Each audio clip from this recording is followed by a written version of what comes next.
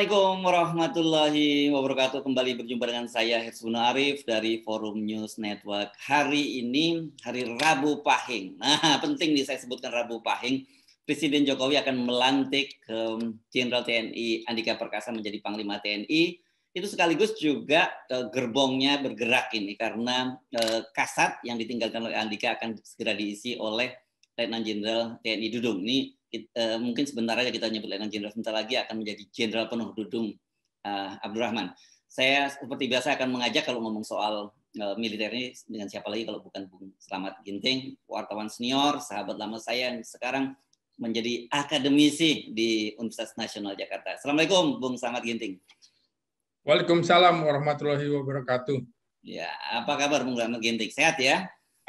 Alhamdulillah kabar baik, sehat walafiat Bung Hersu. Ya, oke. Sebelum kita ngobrol sama Bung Ginting, jangan lupa bagi Anda yang tertarik dengan kajian-kajian komunikasi politik, kajian-kajian militer dan sebagainya, Anda bisa subscribe di channelnya Bung Slamet Ginting. Ini channelnya S Ginting Official. Nah, gitu nama channelnya. Jangan lupa ya subscribe. Oke, Bung Slamet Ginting, ini seperti sudah kita perkirakan akhirnya pasangan ini yang akan memimpin duet di TNI dan Angkatan Darat ya. Dan kalau kita ngitung ini kan pertengahan bulan, jadi kalau normal Andika itu hanya akan punya waktu menjabat sebagai Panglima TNI 1,5 tahun bulan, gitu ya hitungan normalnya ya, sampai Desember 2022. Baik Bung Hersu, memang yang pertama harus kita berikan ucapan selamat dulu kepada Jenderal Andika Perkasa dan Jenderal Dudung Abdurrahman atas kepercayaan negara dalam hal ini penunjukan oleh Presiden sebagai pemegang kekuasaan tertinggi atas TNI Angkatan Darat, Angkatan Laut, dan Angkatan Udara. Jenderal Andika Perkasa menjadi Panglima TNI dan Jenderal Dudung Abdurrahman menjadi Kepala Staf Angkatan Darat. Nah, dengan diundur-undurnya pelantikan Jenderal Andika Perkasa, praktis hanya sekitar 1 tahun saja, Bung Hersu, untuk mengemban amanat ini. Nah, mungkin kita ingat dengan hikayat legenda di Jawa Barat karena kebetulan Jenderal Andika Perkasa juga kelahiran Bandung, itu soal Tangkuban Perahu, Bung Hersu. Itu kan bagaimana Dayang Sumbi meminta kepada Sang Kuryang untuk menyiapkan telaga dan perahu semalam begitu ya. Sesuatu yang sulit tidak mungkin terwujud, tapi ketika nyaris terwujud tiba-tiba diganggu dengan bunyi ayam berkokok. Iya begitu ya. Sehingga kemudian pagi itu dipercepat.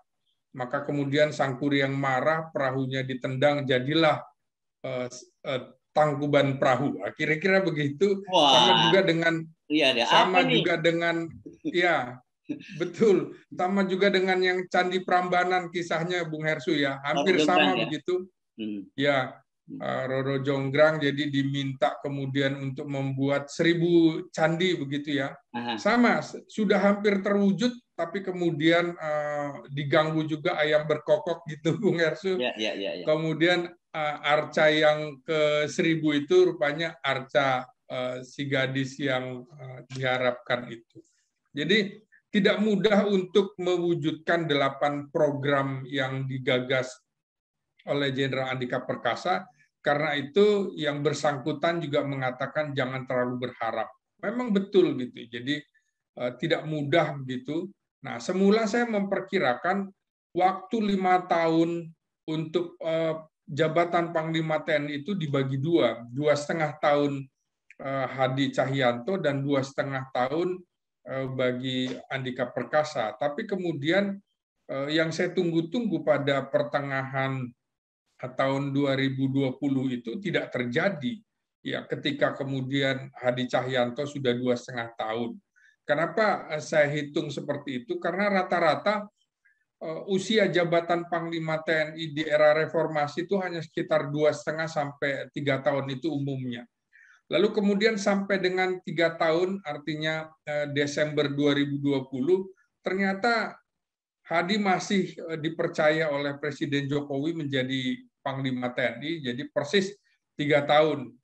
Nah, kemudian terus karena itu sejak Desember atau November 2020 sebenarnya sudah ramai isu akan terjadinya pergantian Panglima TNI, tentu dengan harapan kalau ini diundur terus, maka Andika Perkasa hanya akan mempunyai waktu yang singkat. Jadi ternyata 1,5 tahun juga belum diumumkan, baru kemudian selang jabatan usia pensiunnya menjelang 1 tahun baru diumumkan. Jadi memang sesuatu yang bisa diprediksi ada apa dengan Joko Widodo dalam relasi terhadap Jenderal Andika Perkasa dan relasi komunikasi terhadap Marsikal Hadi Cahyanto. Ini menarik, jadi ternyata Jokowi sangat percaya betul pada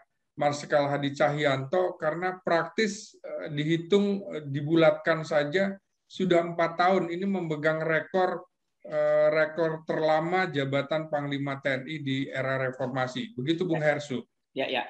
Artinya tetap walaupun sekarang Jenderal Andika ini dilantik, kita tahu ada sesuatu lah gitu ya. Ada apa gitu, ada apa-apanya gitu ya.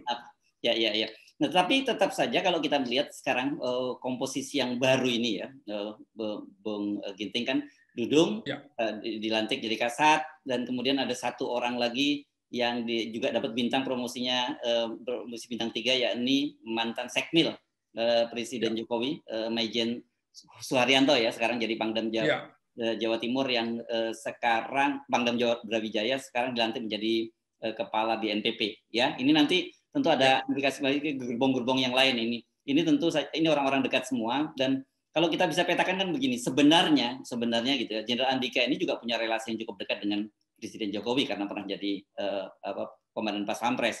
Tetapi juga kita tahu ada relasi yang juga cukup dekat dengan Ibu Megawati PDIP lewat mertuanya Bapak Hendro Priyono kan gitu.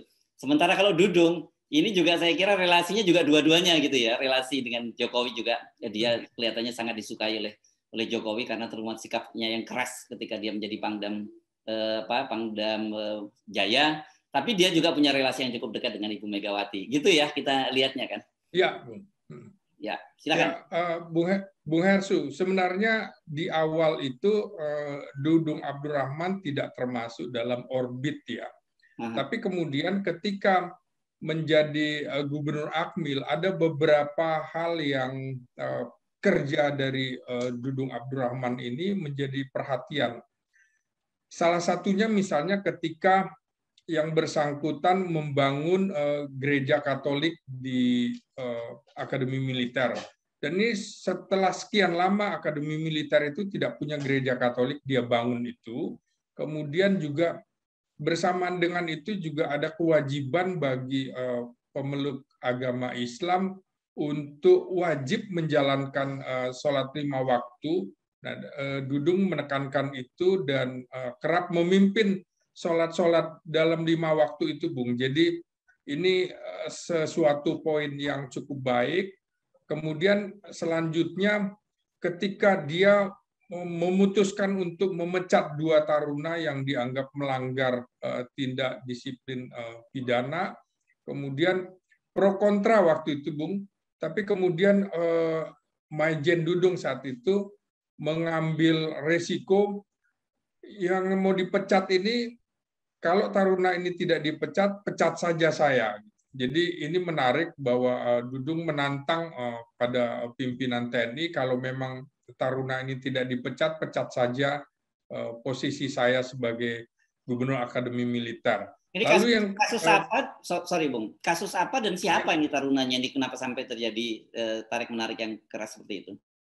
Ya, ini tarunanya kebetulan 2 kakak beradik dari Sumatera Utara, saya tidak sebutkan namanya, melakukan tindak pidana, diduga melakukan pencurian, kemudian tindak kekerasan dan lain-lain. Yang ketika mau dipecat itu menimbulkan pro dan kontra, tapi Dudung menegaskan bahwa ini calon perwira, calon pemimpin bangsa.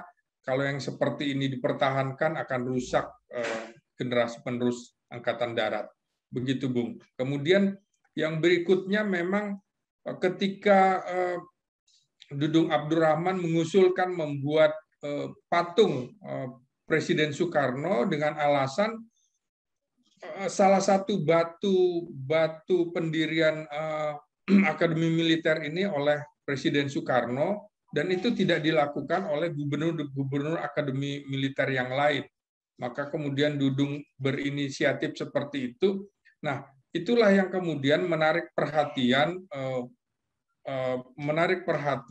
Megawati Soekarno Putri dan tentu saja Puan Maharani serta Menteri Pertahanan Prabowo Subianto. Disinilah kemudian nama Dudung muncul dari beberapa yang saya sebutkan itu menjadi pusat perhatian calon pemimpin Angkatan Darat berikutnya.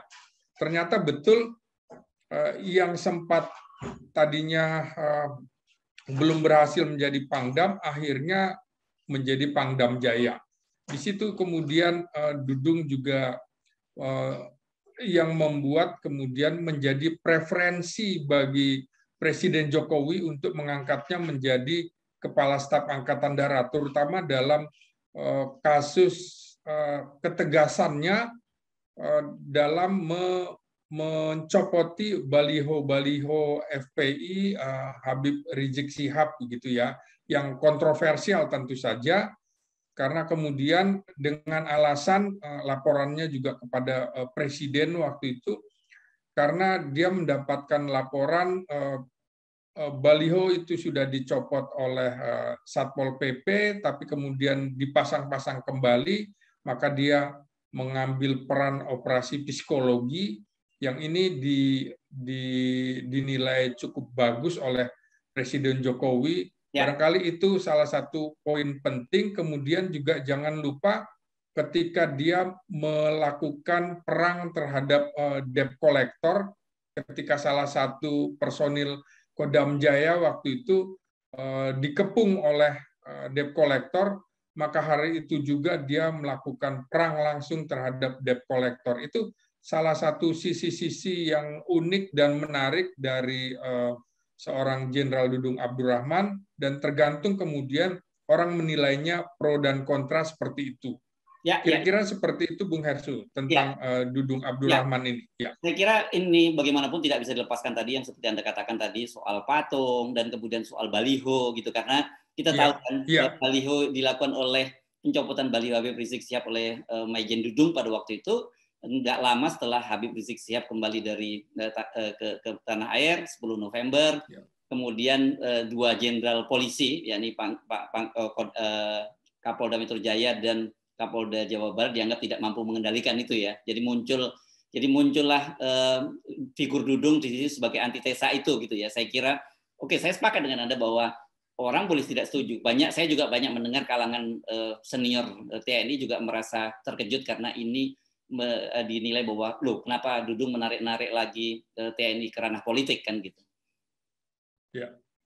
Ya betul, karena memang sebelum itu juga sudah ada pertemuan Dudung Abdurrahman dengan FPI Jakarta mengingatkan untuk hal-hal yang sama, kira-kira seperti itu, supaya calling down dulu begitu ya, setelah Habib Rizik itu pulang, ternyata kemudian yang terjadi malah tidak demikian, sehingga dia merasa bahwa peringatan itu sudah dilakukan, dan juga kita tahu Bung Hersu pada saat itu Kapolda Metro Jaya juga dicopot oleh pimpinan Polri, dianggap barangkali tidak mampu mengendalikan geliat dari FPI di Jakarta pada saat itu. Maka kemudian itu diambil alih oleh Dudung Abdurrahman sebagai Pangdam Jaya. Mungkin ini pro dan kontra, tapi itulah yang terjadi. Kalau dalam bahasa Dudung, kira-kira perang psikologi yang harus dia menangkan dalam kasus ini. Ya, karena itu saya kira saya sebut tadi bahwa ketemu nih antara kepentingan Ibu Megawati, gitu ya, dan ketemu kepentingan Pak Jokowi. Jadi di sini ketemu. Nah, sekarang yang sangat menarik tentu saja ketika Dudung itu bergeser ke Kepala Staf Angkatan Darat, itu kan tentu gerbong akan bergerak, terutama jabatan Kostrat yang ditinggalkan oleh Dudung. Nah, bagaimana ini kalkulasinya dan juga hitungan masa depan Dudung sendiri. Mungkin kita mulai dari hitungan masa depan, baru kemudian gerbong di TNI Angkatan Darat ya, karena kalau lihat usia Dudung ini kan dia rating 88 juga ya, gitu rasanya sih agak nggak mungkin gitu hitungannya secara teknis gitu, bahwa dia menggantikan Andika sebagai Panglima TNI gitu. Ya, tidak demikian Bung Hersu. Usia Dudung itu masih 2 tahun lagi. Ini barangkali hadiah ulang tahun dia yang ke 56 tahun pada November ini. Nah, ketika Andika Perkasa pensiun per Desember 22 Desember tahun 2022 mendatang, maka salah dua yang mempunyai peluang itu, pertama memang Laksamana Yudo Margono, dan kedua Jenderal Dudung Abdurrahman, karena usianya sama, Bung Hersu. Jadi dua-duanya ini masih punya kesempatan. Dudung juga walaupun 1 tahun berangkat dari kasus Andika Perkasa ini, bukan tidak mungkin juga kemudian yang menggantikan Andika Perkasa menjadi Panglima TNI adalah Jenderal Dudung Abdurrahman. Kemungkinan itu bisa saja terjadi gitu. Selain tentunya Marsikal Fajar Prasetyo yang usia pensiunnya masih sampai 2024 mendatang. Jadi 3 kepala staf angkatan ini punya peluang yang sama. Jadi kita tidak bisa menafikan tidak bisa memutuskan bahwa Dudung Abdurrahman tidak punya peluang untuk jadi Panglima TNI. Tetap masih punya peluang untuk tahun depan. Berangkat dari kasus ini tadi, Andika Perkasa 1 tahun, kemudian Idam Aziz juga 1 tahun 1 bulan menjadi Kapolri. Kira-kira peluang itu masih tetap ada, Bung. Kita lihat saja apa yang akan dilakukan dalam 1-2 tahun ini oleh Dudung untuk memimpin Angkatan Darat. Ya, sepakat. Karena ternyata kalau kita lihat selama Pak Jokowi jadi presiden itu pakem-pakem atau semacam konfesi-konfesi yang selama ini berjalan itu nggak disepakati ya. Misalnya kita lihat di kepolisian. Di kepolisian kan 2 kali setidaknya Presiden Jokowi membuat lompatan. Pada saat itu kan dia melompati 4 angkatan, kemudian Listio Sigit ini melompati 3 angkatan. Dan dalam kasus Jenderal Andika juga konvensi bahwa itu ada rotasi di antara pimpinan TNI, ternyata tidak dilakukan oleh Presiden Jokowi ya. Oke, sepakat. Jadi sekarang kita ngitung dengan bergeraknya Dudung tadi, apa yang akan terjadi di Angkatan Darat? Ya, pertama memang posisi Panglima Kostrat ini otomatis kosong begitu ya. Ini rencana memang pelantikan hari ini Rabu, dan lagi-lagi Bung Hersu, saya catat Presiden Jokowi senang sekali menggunakan hari Rabu untuk memutuskan perkara-perkara penting begitu ya. Ini bersamaan dengan hari kelahirannya Rabu, Bung Hersu. Tapi ini Rabu Pahing. Tapi Rabu Pahing, ya. Rabu Pon. Kalau Pak Jokowi itu Rabu Pon, tapi ini Rabu Pahing, tapi sama-sama Rabu. Oh iya, jadi dalam beberapa kali reshuffle, seluruh reshuffle eranya Jokowi dari mulai tahun 2015 sampai 2020, semuanya sekurang-kurangnya ada 5 kali reshuffle, itu dilakukan pada hari Rabu, Bung Hersu. Kemudian pelantikan Listio Sigit sebagai Kapolri juga pada hari Rabu, gitu. Jadi memang unik presiden kita ini menggunakan hari baiknya hari Rabu. Nah, kembali ke calon Panglima TNI. Calon Panglima Kostrat, tentu yang dinominasikan adalah para Panglima Kodam yang terutama dari Korps Infanteri, karena memang tidak pernah ada Panglima Kostrat di luar Korps Infanteri. Pertama, calonnya adalah Majen Agus Suhardi ya. Nah, ini saat ini sebagai Pangdam Sriwijaya. Ini punya peluang, dia lulusan Akmil 88A, jadi setahun lebih dulu daripada Dudung, karena Dudung Abdurrahman itu 88B. Nah, kemudian Yang kedua ada Maijen Bambang Irawan, itu Pangdam Patimura, jadi punya peluang juga.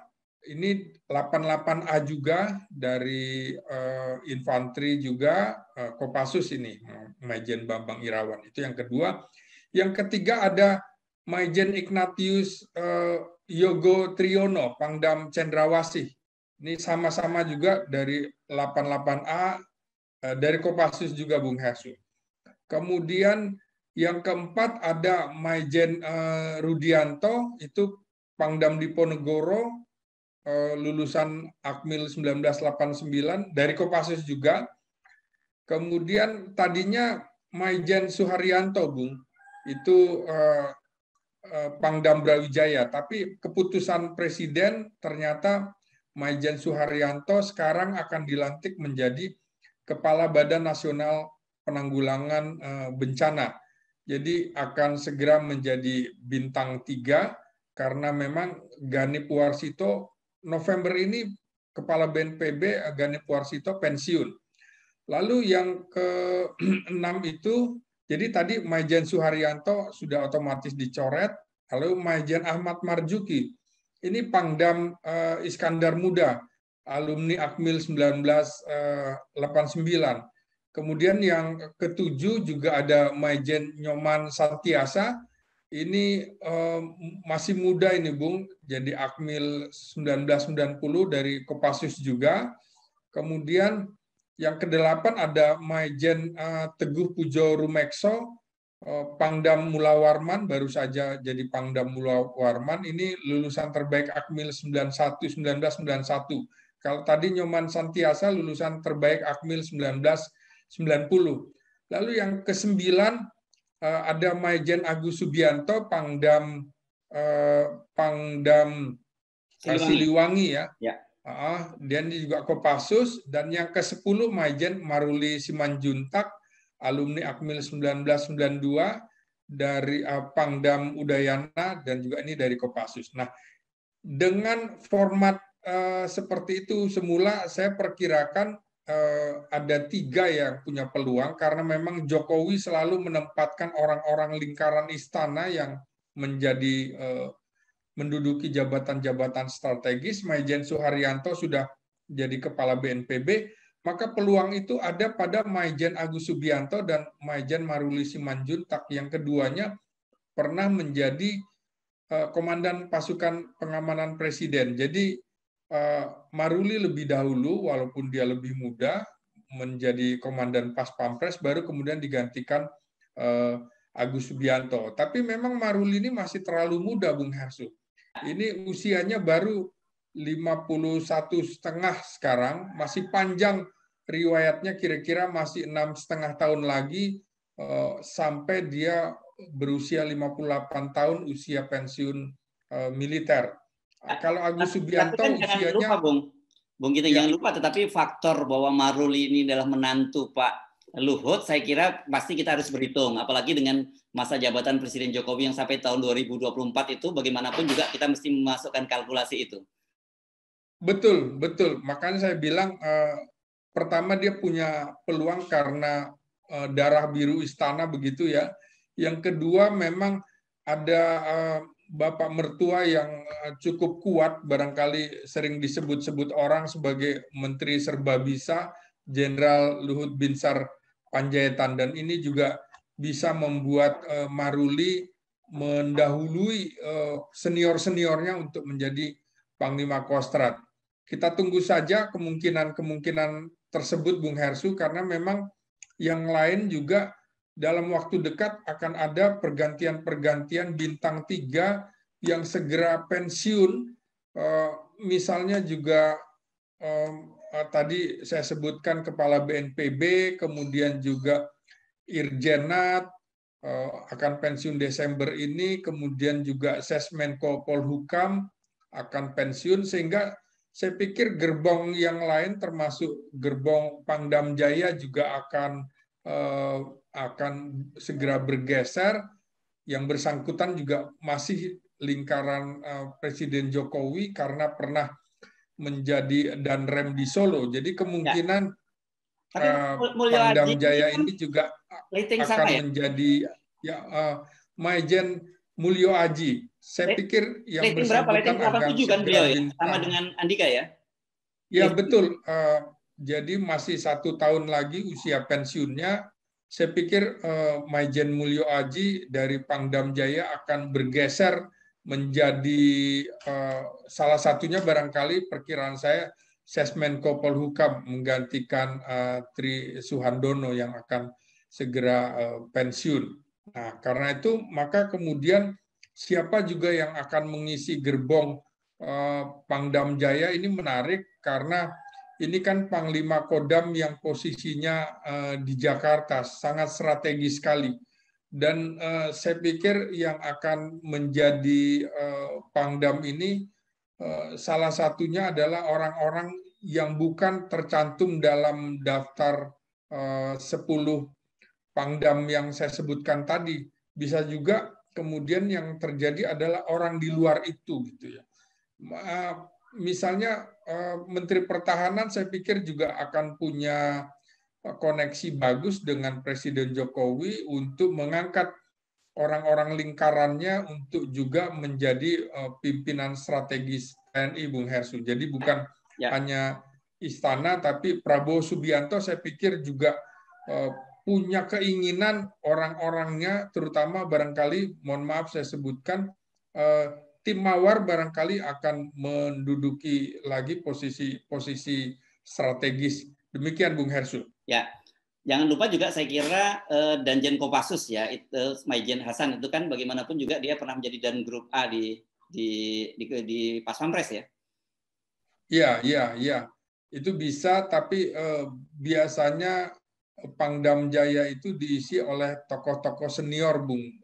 Jarang sekali ada yang muda kemudian menduduki jabatan di Pangdam Jaya. Rata-rata masih senior itu. Jadi kalaupun dia belum pernah jadi Pangdam, tapi lulusannya senior. Jadi saya pikir akan diisi oleh lulusan 1988, baik A maupun B, dan juga lulusan 89. Itu kemungkinannya, Bung Hasu. Tidak mungkin juga yang muda-muda. Karena memang ada tradisi yang harus kuat sekali untuk menduduki Pangdam Jaya. Demikian, Bu. Ya. Nah, kalau kita lihat ini sejauh ini ya, urut-urutannya di TNI Angkatan Darat itu masih urut kacangnya terjaga ya. Misalnya kan 8, dari 87, ini kemudian ke 88, 88A, kemudian yang lain juga urut-urutannya sangat beda dengan polisi ya. Polisi yang saya tadi sebut lompat-lompat sangat jauh. Nah, kalau lihat tradisi ini memang kemudian Maruli kelihatannya mungkin bukan saat ini Maruli naik gitu. Tetapi kita tadi kan buat ini ada kalkulasi politis yang harus dijaga karena bagaimanapun tadi Presiden Jokowi itu tinggal sampai tahun 2024. Nah, momentum itu mungkin nanti bisa buat Maruli bisa lewat kalau pemerintahan berganti kan. Iya, mungkin belajar juga dari pengalaman Jokowi, barangkali belajar dari pengalaman SBY begitu ya, yang tidak sempat menaikkan bekas ajudan-ajudannya sehingga berhenti di posisi bintang 3 sampai pensiun, Bung Hersu. Ya, misalnya kita lihat di Angkatan Laut, termasuk di Angkatan Darat, Letjen Munir begitu mutar-mutar aja dari Panglima Kostrat, Wakasa, terus mutar Setjen Wantanas dan lain-lain sampai pensiun. Begitu juga di Angkatan Laut dan Angkatan Udara, Bagus Puruhito misalnya. Itu terus berputar-putar entah 4 atau 5 kali jabatan bintang 3 karena SBY belum sempat menaikkan yang bersangkutan menjadi Kepala Staf Angkatan Darat, Angkatan Laut maupun Angkatan Darat begitu ya. Jadi saya pikir Jokowi akan mencoba mempush Maijen Maruli Simanjuntak untuk segera naik, walaupun barangkali kemungkinannya bisa terjadi seperti Listio Sigit ya, yang masih 7 tahun usia pensiunnya, tapi kemudian itu menjadi Kepala Polri, begitu juga dengan Tito Karnavian. Tapi menurut saya ini tidak bagus dari sisi regenerasi di lingkungan TNI maupun Polri, karena akan merusak merit system gitu. Untuk apa ada Akademi Militer, Akademi Angkatan Laut dan Akademi Udara, Angkatan Udara, serta Akademi Kepolisian, kalau kemudian junior itu jauh melampaui seniornya, maka dampak psikologisnya tidak bagus, juga dampak sosiologisnya. Barangkali kurang dihormati dalam tanda petik karena dianggap jenderal karbitan, begitu Bung Hersu. Ya. Mudah-mudahan Presiden Jokowi juga mesti belajar dari pengalaman-pengalaman organisasi militer ini. Senioritas itu juga tetap diperlukan, bukan semata-mata kemudian seseorang karena kedekatan dengan istana maka bisa melampaui yang lain-lain. Ini yang nanti dampaknya adalah tudingan terjadinya KKN-nya. Ini kita tidak harapkan, Bung Hersu. Ya, walaupun dari pengalaman belajar dari lembaga kepolisian itu pernah terjadi dilakukan oleh Presiden Jokowi ya. Oke, baik. Ya. Ini akan sangat menarik saya kira setelah ini, karena tentu saja meskipun kita bicara lembaga yang profesional seperti TNI itu mengenal merit system gitu, profesionalitas dan sebagainya, tetapi tetap saja persoalan-persoalan kedekatan, persoalan-persoalan politik, kedekatan itu baik kedekatan personal maupun kedekatan politik sangat menentukan. Jadi kalau kita sering bercanda kan, katanya dulu jabatan itu tergantung garis tangan, dan kalau kemudian berikutnya adalah campur tangan. Gitu. Itu yang paling penting. Iya. Ya. Mungkin harus digarisbawahi, Bung Hersu. Jadi kalangan politikus ini janganlah menarik-narik kembali TNI dan Polri ke ranah politik praktis begitu ya. Ya. Ini kan seperti seperti pemilihan begitu, pemilihan umum begitu ya. Jadi ini ranahnya sipil seperti ranahnya politikus, orang bisa lompat segala macam. Saya pikir ini sudah saatnya Presiden Jokowi jangan menarik-narik TNI dan Polri ke ranah politik praktis, karena dampaknya nanti kita bisa lihat ketika Presiden Soekarno dan Presiden Soeharto melakukan kesalahan, maka sebaiknya jangan ditirulah kesalahan-kesalahan itu. Kita membuat kebijakan yang baru yang menempatkan TNI dan Polri profesional di bidangnya, sesuai dengan track record, merit system, profesionalisme tetap dikedepankan. Begitu Bung Hersu. Yes. Oke, baik. Terima kasih Bung Slamet Ginting atas perbincangan kita saat ini. Ya, Assalamualaikum warahmatullahi wabarakatuh. Waalaikumsalam warahmatullahi wabarakatuh. Terima kasih Bung Hersu. Ya.